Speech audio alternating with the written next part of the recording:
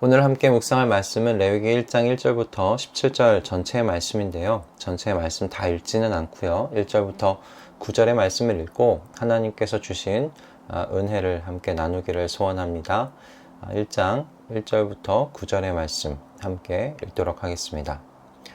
주님께서 모세를 회막으로 부르시고 그에게 말씀하셨다. 이스라엘 자손에게 말하여라. 너는 그들에게 다음과 같이 일러라. 너희 가운데서 짐승을 잡아서 나 주에게 제물을 바치는 사람은 누구든지 소나 양을 제물로 바쳐라. 바치는 제물이 소를 번제물로 바치는 것이면 흠 없는 수컷을 골라서 회막 어귀에서 바치되 나 주가 그것을 기꺼이 받게 하여라. 제물을 가져온 사람은 번제물의 머리 위에 자기의 손을 얹어야 한다. 그래야만 그것을 속죄하는 제물로 받으실 것이다. 그런 다음에 제물을 가져온 사람은 거기 주 앞에서 그 송아지를 잡아야 하고 아론의 혈통을 이어받은 제사장들은 그 피를 받아다가 회막 어귀에 있는 제단 둘레에 그 피를 뿌려야 한다. 제물을 가져온 사람이 그 번제물에 가죽을 벗기고 고기를 저며 놓으면 아론의 혈통을 이어받은 제사장들이 제단 위에 불을 피우고 그 불 위에 장작을 지피고 아론의 혈통을 이어받은 제사장들이 고기 저민 것과 그 머리와 기름기를 제단에서 불타는 장작 위에 벌려 놓아야 한다. 제물을 가져온 사람이 내장과 다리를 물에 씻어주면 제사장은 그것을 모두 제단 위에다 놓고 불살라야 한다. 이것이 번제인데 이는 제물을 불에 태워서 그 향기로 나 주를 기쁘게 하는 살라 바치는 제사이다. 아멘. 오늘부터 한 주간 묵상할 책은 레위기입니다. 레위기는 이스라엘 백성이 애굽에서 나와 시내산 아래에서 머무는 동안 하나님에게서 받은 말씀을 엮은 책인데요. 이스라엘 백성은 애굽에서 나와 시내산 아래에서 하나님과 언약을 맺게 됩니다. 그래서 하나님은 이스라엘의 하나님 되시고 이스라엘은 하나님 백성 되었지요. 그래서 하나님께서 이스라엘 백성에게 하나님의 백성으로서 그럼 어떻게 하나님을 예배해야 하는지 그리고 어떻게 구별되어 살아가야 하는지를 이제 가르치시는 것이죠. 그 내용이 바로 이 레위기입니다. 레위기를 뜻하는 히브리어의 그 뜻이 그리고 그분이 부르셨다 라고 되어 있는데요. 레위기의 내용과 참 어울리는 제목이라고 생각이 듭니다. 애굽으로부터 이스라엘을 하나님께서 부르셨지요. 그리고 이제 부르신 이후 어떻게 하나님을 예배하며 일상의 삶을 살아가야 하는지를 이 레위기가 지금 가르치고 있기 때문에 그렇습니다. 그래서 레위기는 크게 두 가지 주제로 나누어서 전체를 볼 수가 있는데 거룩하신 하나님을 어떻게 예배할 것인가 이것이 첫 번째고요. 그리고 거룩하신 하나님의 백성으로 그럼 어떻게 구별되어 살아갈 것인가 이것이 두 번째 주제입니다. 이 두 가지 주제 중에 오늘 우리가 묵상하려고 하는 것은 거룩하신 하나님 그럼 어떻게 예배할 것인가와 관련한 내용입니다. 하나님을 예배할 때 이스라엘이 하나님께 나아갈 수 있게 주님께서 가르치신 제사는 총 5가지였습니다. 번제, 소제, 화목제, 속죄제, 속건제 이렇게 5가지였어요. 그 중에 오늘 우리가 지금 생각해 보려고 하는 것은 그 첫 번째 번제 제사와 관련한 것입니다. 이 번제에 대하여 우리가 다시 오늘 묵상해 보려고 하는 이유 그것은 이 번제 제사가 가지고 있는 특별함 때문에 그렇습니다. 번제는 이 다른 제사들과는 달리 제물 전체를 하나님께 다 바치는 제사였습니다. 나머지 소제와 화목제, 속죄제, 속건제 이것은 그 제물을 제사장과 나누기도 하고 또는 가족과 나누어 먹던지 또는 이웃들과 함께 나누기도 했던 제사들입니다. 하지만 오직 이 번제의 제물만은요 하나님께 다 드리도록 정해져 있었습니다. 제사장도 가질 수 없었고요. 그리고 제사를 드리는 이 예배자 본인도 이 제물을 가질 수 없었습니다. 이처럼 하나님께 이 번제의 제물을 다 드리는 것, 하나님께서 이렇게 번제의 제물을 다 요구하시는 것, 이것은 예배자에게 하나님께서 무엇인가 가르치시고자 하시는 것이 있기 때문이 아니겠습니까? 그럼 그것이 무엇일까요? 하나님께서는요 예배자의 전부를 원하신다라는 것입니다. 하나님께서는 예배자의 일부를 원하지 않으십니다. 예배자의 전부를 원하십니다. 예배자의 전부를 원하신다는 이 말씀은 다르게 다시 좀 말씀드리면 이런 것입니다. 하나님께서 하나님 백성의 완전한 주인 되기를 원하신다라는 의미입니다.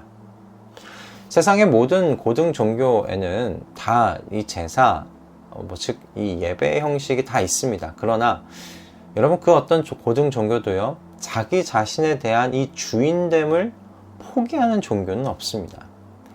나는 다 나의 주인입니다. 그리고 그 주인됨을 가지고 신과 거래를 하는 겁니다. 내가 이런저런 정성을 당신에게 바칠 것이니 당신은 나의 요청을 좀 들어주십시오. 이렇게 신과 거래를 하는 거예요.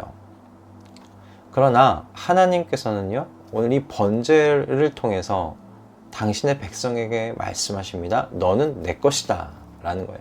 내가 너의 주인이다 라고 가르치시는 겁니다. 그렇기 때문에 우리의 완전하신 주인이시기에 내 백성의 전부를 원하지 일부를 나는 원하지 않는다 라고 가르치시는 것이죠.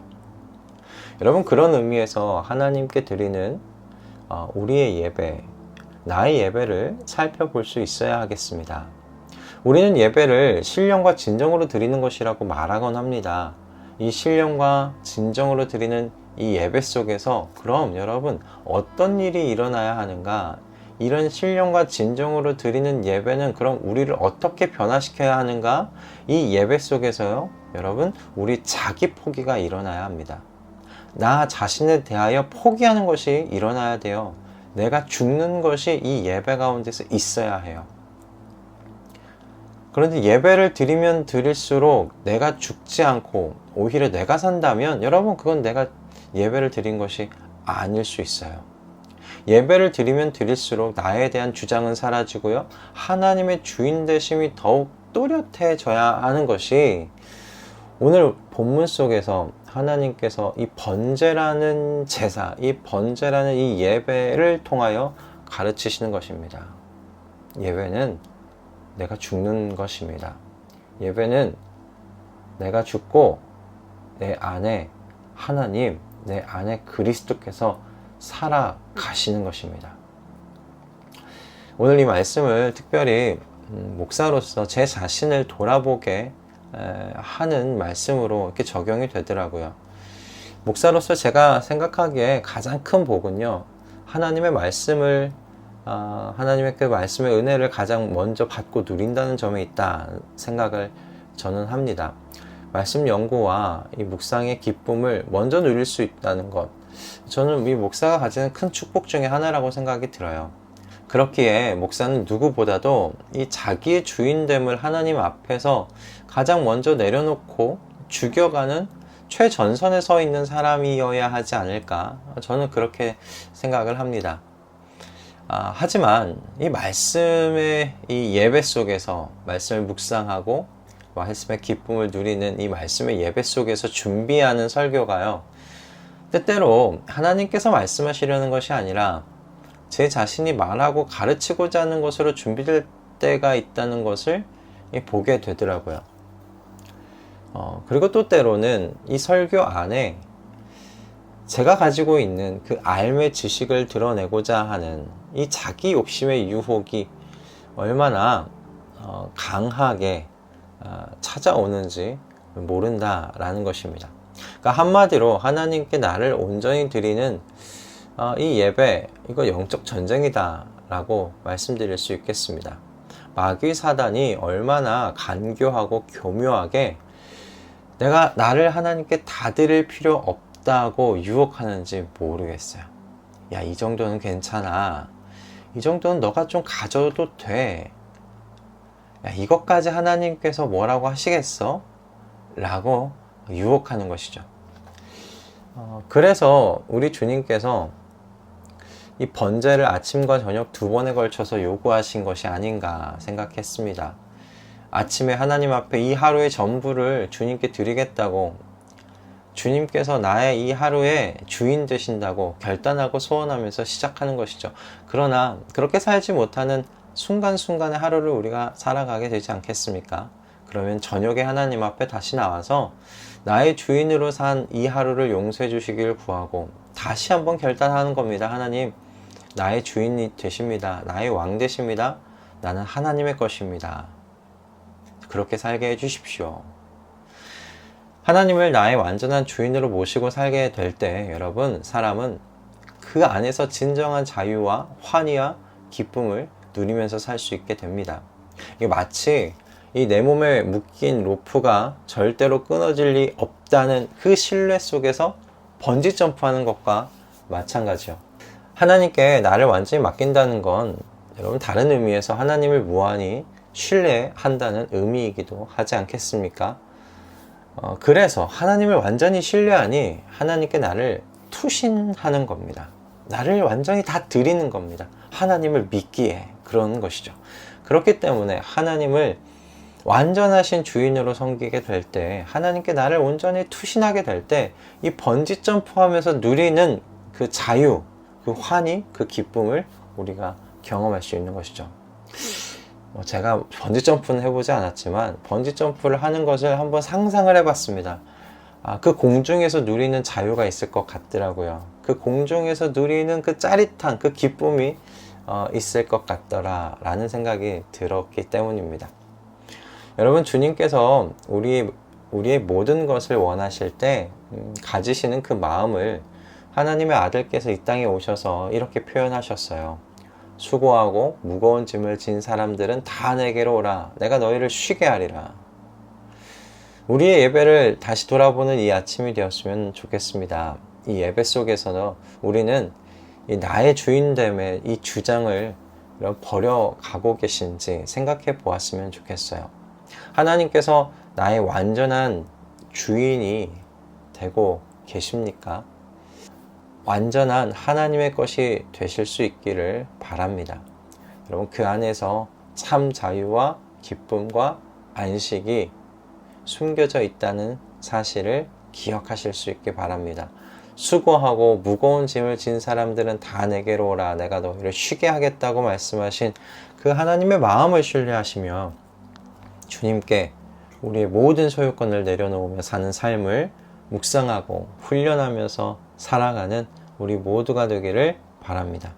여러분, 번제는 나를 하나님 앞에 거룩한 산 제물로 바치는 예배입니다. 기도하겠습니다. 주님, 오늘 이 말씀으로 우리를 다시 깨워주셔서 감사합니다. 주님께서 나의 주인이십니다. 그렇게 주님은 나의 전부를 원하십니다. 하지만 제 안에 욕심은 내 전부를 주님께 드리기를 주저하곤 합니다. 주님, 이 영적 전쟁에서 이기게 하여 주시옵소서.